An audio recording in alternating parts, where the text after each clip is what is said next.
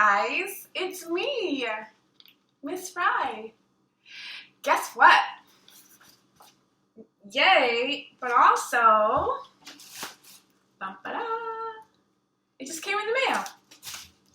So I am going to do this one for 15 or so minutes and then put it on. Where do we go? With this? We go to, it's been so long. What's it called? YouTube. And then I'm going to start the other one. Okay. All right. Treat. So Ruby came asking a lot of questions of Ivan, and Stella's foot is hurt. And that's where we are. It's called Treat, our next chapter. How's that foot, old girl? George asks Stella. Stella pokes her trunk between the bars. She inspects George's right shirt pocket for the treat he brings her every night without fail. George doesn't always bring me treats. Stella's his favorite, but I don't mind. She's my favorite too. Stella sees that George's pocket is empty. She gives George a frustrated nudge with her trunk, and Julia giggles. Stella moves to George's left pocket and discovers a carrot. Nimbly, she removes it. Mac walks past. Toilet's plugged up in the men's bathroom, he says. Big mess. I'll take care of it, George sighs. Mac turns to leave.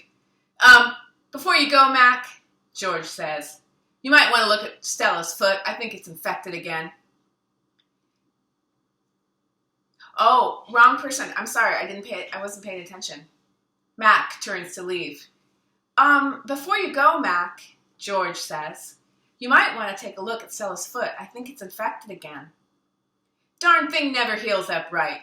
Mac rubs his eyes. I'll keep an eye on it. Money's tight, though. Can't be calling the vet every time she sneezes. George strokes Stella's trunk. She inspects his pocket one more time, just in case. Sorry, girl, George says as he watches Mac walk away. Elephant jokes. Ivan? Bob? I blink. The dawn sky is a smudge of gray flecked with pink, like a picture drawn with 2 crayons. I can just make out Ruby in the shadows, waving hello with her trunk. Are you awake? Ruby asks. We are now, says Bob. Aunt Stella's still asleep, and I don't want to wake her because she said her foot was hurting, but I'm really... Ruby pauses for a breath. Really bored. Bob opens up one eye. You know what I do when I'm bored? What? Ruby asks eagerly. Bob closes his eye. I sleep. It's a little early, Ruby, I say. I'm used to getting up early. Ruby wraps her trunk around one of the bars on her door. At my old circus, we always got up when it was still dark, and then we had breakfast, and we walked in a circle, and then they chained my feet up, and that really hurt. Ruby falls silent. Instantly, Bob is snoring. Ivan? Ruby asks. Do you know any jokes? I especially like jokes about elephants. Well, let me see. I heard Mac tell one once. I yawn. How can you tell that an elephant has been in the refrigerator? How? By the footprints in the butter. Ruby doesn't react.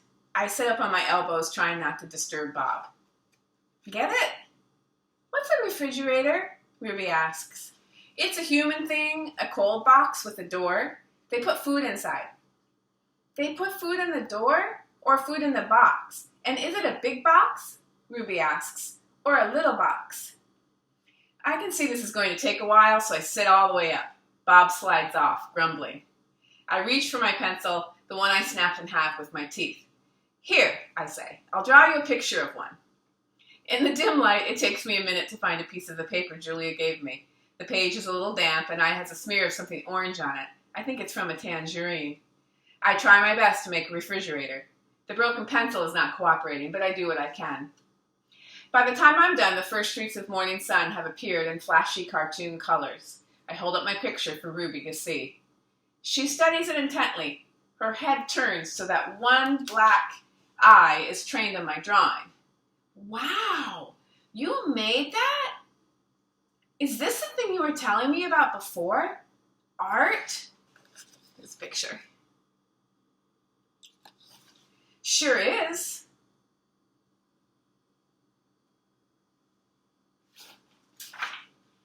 I can draw all kinds of things. I'm especially good at fruit. Could you draw a banana right now? Ruby asks. Absolutely. I turn the paper over and sketch. Wow, Ruby says again in an odd voice when I hold up the page. It looks good enough to eat. She makes a happy lilting sound, an elephant laugh. It's like the song of a bird I recall from long ago, a tiny little yellow bird with a voice like dancing water. Strange. I'd forgotten all about that bird, how she'd wake me every morning at dawn when I was still curled safely in my mother's nest. It's a good feeling making Ruby laugh, so I draw another picture and another along the edges of the paper. An orange, a candy bar, a carrot. What are you two up to? Stella asks, moaning as she tries to move her sore foot. How are you this morning? I ask. Just feeling my age, Stella says. I'm fine. Ivan is making me pictures, Ruby says. And he told me a joke. I really like Ivan, Aunt Stella. Stella winks at me.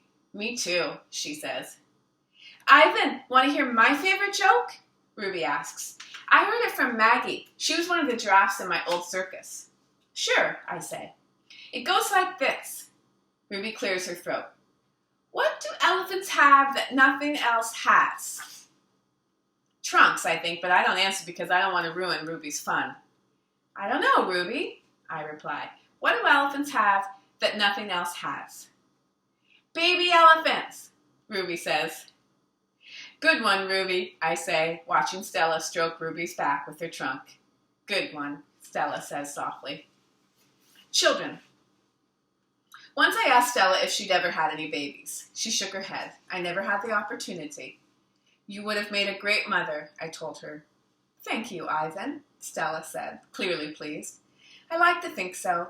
Having young ones is a big responsibility. You have to teach them how to take mud baths, of course, and emphasize the importance of fiber in their diet. She looked away, contemplating. Elephants are excellent at contemplating. I think the hardest part of being a parent, Stella added after a while, would be keeping your babies safe from harm, protecting them. The way silverbacks do in the jungle, I said. Exactly, Stella nodded. You would have been good at protecting, too, I said confidently. I'm not so sure, Stella said, gazing at the iron bars surrounding her. I'm not sure at all. The parking lot. Mac and George are chatting while George cleans one of my windows. George, Mac says, frowning, there's something wrong with the parking lot. George sighs. I'll take a look as soon as I'm done with this window. What's the problem? There are cars in it. That's what's wrong. Cars, George. Mac breaks into a grin. I think things are actually starting to pick up a bit. It's got to be the billboard. People see that baby elephant and they just have to stop and spend their hard-earned cash. I hope so, George says. We sure could use the business. Mac's right. I haven't noticed more visitors coming since he and George added the picture of Ruby to the sign. People crowd around Ruby and Stella's domain, oohing and eyeing at the sight of such a tiny elephant. I gaze out at the huge sign that makes humans stop and spend their hard-earned cash. I have to admit that the picture of Ruby is rather cute, even if she doesn't look like a real elephant. I wonder if Mac could add a little red hat and a curly tail to the picture of me. Maybe then more visitors would stop by my domain. I could use a few oohs and ahs myself. Ruby's story. Ivan, tell me another joke, please. Ruby begs after the 2:00 show. I think I may have run out of jokes, I admit. A story then, Ruby says. Aunt Stella's sleeping and there's nothing to do. I tap my chin. I'm trying hard to think. But when I gaze up at the food court skylight, I'm mesmerized by the elephant-colored clouds galloping past. Ruby taps her foot impatiently. I know. I'll tell you a story, she says. A real live true one. Good idea, I said. What's it about? It's about me. Ruby lowers her voice. It's about me and how I fell into a hole. A big hole. Humans dug it. Bob pricks his ears and joins me by the window. I always enjoy a good digging story, he says. It was a big hole full of water near a village, Ruby says. I don't know why humans made it. Sometimes you just need to dig for the sake of digging, Bob reflects. We were looking for food, Ruby says, my family and I, but I wandered off and got lost and went too close to the village. Ruby looks at me, eyes wide. I was so scared when I fell into that hole. Of course you were, I say. I would have been scared too. Me too, Bob admits, and I like holes. The hole was huge. Ruby pokes her trunk between the bars and makes a circle in the air. And guess what? She didn't wait for an answer. The water was all the way up to my neck, and I was sure I was going to die. I shudder. What happened then? I ask.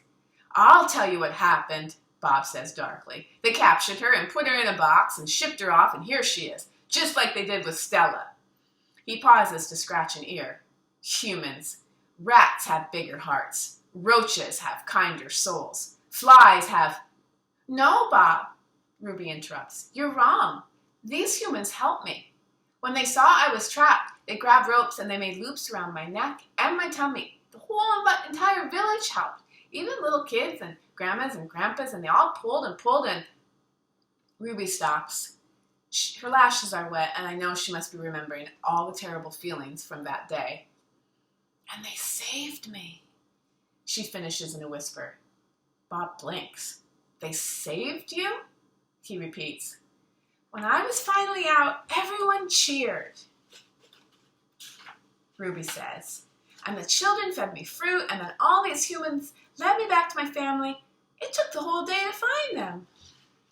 No way, Bob says, still doubtful. It's true, Ruby says. Every word. Of course it's true, I say. I've heard rescue stories like that before. It's Stella's voice. She sounds weary. Slowly she makes her way over to Ruby. Humans can surprise you sometimes. An unpredictable species, Homo sapiens. Bob still looks unconvinced. But Ruby's here now, he points out. If humans are so swell, who did that to her? I send Bob a grumpy look. Sometimes he doesn't know when to keep quiet. Ruby swallows, and I'm afraid she's going to cry. But when she speaks, her voice is strong. Bad humans killed my family, and bad humans sent me here. But that day in the hole, it was humans who saved me. Ruby leans her head on Stella's shoulders. Those humans were good. It doesn't make any sense, Bob says. I just don't understand them. I never will. You're not alone, I say, and I turn my gaze back to the racing gray clouds. A hit. Stella's foot hurts too much for her to do any hard tricks for the 2 o'clock show. Instead, Mac pulls her, limping, into the ring where she tracks a circle in the sawdress. Ruby clings to her like a shadow. Ruby's eyes go wide when Snickers jumps on Stella's back, then leaps onto her head. At the 4 o'clock show, Stella can only get as far as the entrance to the ring. Ruby refuses to leave her side. At the 7 o'clock show, Stella stays in her domain. When Mac comes to Ruby, Stella whispers something in her ear. Ruby looks at her pleadingly, but after a moment, she follows Mac to the ring. Ruby stands alone. The bright lights make her blink. She flaps her eyes. She makes her tiny trumpet sound. The humans stop eating their popcorn. They coo, like, "Aww." They clap. Ruby is a hit. I don't know whether to be happy or sad. Worry. When Julia arrives after the show, she brings 3 thick books, 1 pencil, and something she calls magic markers. Here, Ivan, she says, and she slides 2 magic markers and a piece of paper into my domain. I like the sundown colors, red and purple, but I don't feel like coloring. I'm worried about Stella. All evening she's been quiet and she hasn't eaten a bit of her dinner. Julia follows my gaze. Where is Stella anyway? She asks, and she goes to Stella's gate. Ruby extends her trunk and Julia pats it. Hi, baby, she says. Is Stella all right? Stella is lying in a pile of dirty hay. Her breath is ragged. Dad, Julia calls. Could you come here a minute? George sets aside his mop. Do you think she's okay, Dad? Julia asks. Look at the way she's breathing. Can we call Mac? I think there's something really wrong. He must know about her. George rubs his chin. He always knows, but a vet costs money, Jules. Please. Julia's eyes are wet. Call him, Dad. George gazes at Stella. He puts his hand on his hips and sighs. He calls Mac. I can't hear all of his words, but I can see George's lips tighten into a grim line. Gorilla expressions and human expressions are a lot alike. Mac says the vet's coming in the morning if Stella's not any better, he tells Julia. He says he's not going to let her die on him, not after all the money he's put into her. George strokes Julia's hair. She'll be all right. She's a tough old girl. Julia sits by Stella's domain until it's time to go home. She doesn't do her homework. She doesn't even draw. The promise. My domain gleams with moonlight when I awake to the sound of Stella's calls. Ivan? Stella says in a hoarse whisper. Ivan? I'm here, Stella. I sit up abruptly and Bob topples off my stomach. I run to a window. I can see Ruby next to Stella, sleeping soundly. Ivan, I want you to promise me something, Stella says. Anything, I say. I've never asked for a promise before because promises are forever, and forever is an unusually long time, especially when you're in a cage. Domain, I correct. Domain, she agrees. I straighten to my full height. I promise, Stella, I say in a voice like my father's. But you haven't even heard what I'm asking yet, she says. And she closes her eyes for a moment. Her great chest shudders. I promise anyway. Stella doesn't say anything for a long time. Never mind, she finally says. I don't know what I was thinking. The pain is making me addled. Not thinking correctly. Ruby stirs. Her trunk moves as if she is reaching for something that isn't there. When I say the words, they surprise me. You want me to take care of Ruby? Stella nods, a small gesture that makes her wince. If she could have a life that's different from mine, she needs a place, Ivan, not here, I say. It would be easier to promise to stop eating, to stop breathing, to stop being a gorilla. I promise, Stella, I say. I promise it on my word as a silverback. Knowing.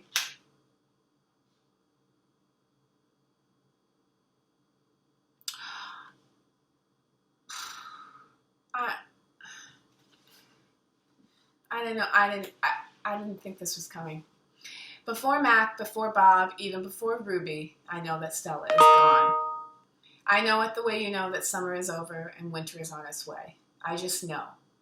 Stella once teased me that elephants are superior because they feel more joy and more grief than apes. Your gorilla hearts are made of ice, Ivan, she said, her eyes glittering. Ours are made of fire. Right now, I would give all the yogurt raisins in all the world for a heart made of ice. 5 men. Bob heard from a rat, a reliable sort, that they tossed Stella's body into a garbage truck. It took 5 men and a forklift. Comfort. All day I try to comfort Ruby. What can I say? That Stella had a good and happy life? That she lived as she was meant to live? That she died with those who loved her most nearby? At least the last is true. Crying. Julia cries all evening while her father sweeps and mops and dusts and cleans a toilet. When George sees Mac, he runs to him. I can only hear a few of his words. Vet, should have, and wrong. Mac shrugs. His shoulders droop. He leaves without a word. When George wipes the fingerprints off my glass, his cheeks are wet. He doesn't meet my eyes. The one and only Ivan. When all the humans have left, I send Bob to check on Ruby. How is she? I ask when he returns. She was shivering, Bob says. I tried to cover her with hay, and I told her not to worry because you were going to save her. I glare at him. You told her that? You promised, Stella. Bob lowers his head. I wanted to make the kid feel better. I shouldn't have made that promise, Bob. I just wanted... I point to Stella's domain, and for a moment, it seems like I've forgotten how to breathe. I wanted to make Stella happy, I guess, but I can't save Ruby. I can't even save myself. I flop onto my back. The cement is always cold, but tonight it hurts. Bob leaps onto my belly. You are the one and only Ivan, he says. Mighty Silverback. He licks my chin and he's not even checking for leftovers. Say it, Bob commands. I look away. Say it, Ivan. I don't answer, so Bob licks my nose until I can't stand it any longer. I am the one and only Ivan, I mutter. And don't you ever forget it, he says. When I gaze at the food court skylight, the moon Stella loved is shrouded in clouds. Oh, this is sad, you guys. All right, last little bit.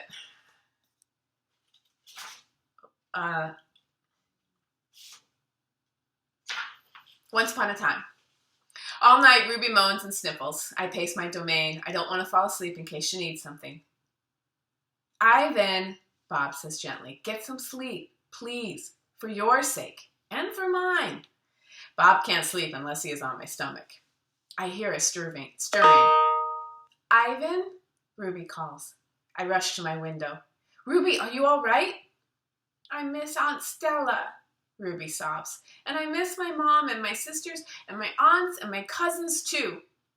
I know, I say, because it's all I can think of. Ruby sniffles. I can't sleep. Do you know any stories the way Aunt Stella did? Not really, I admit. Stories were Stella's specialty.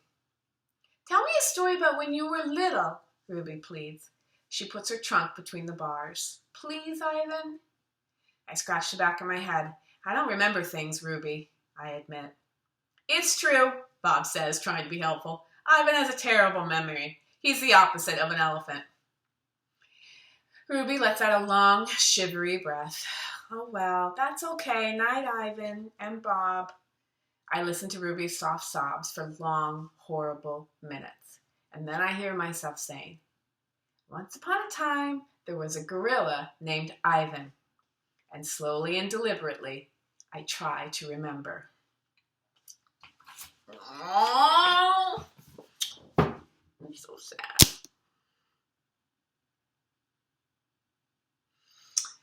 Okay. I wonder if I'm going to get confused. I can handle it. The one and only Bob. If you haven't read this one yet, wait for me to finish and then you can do these. We're not going to shut down. We're not going to shut down YouTube after. We'll leave it up, okay? Okay. Bye. See you tomorrow. Bye.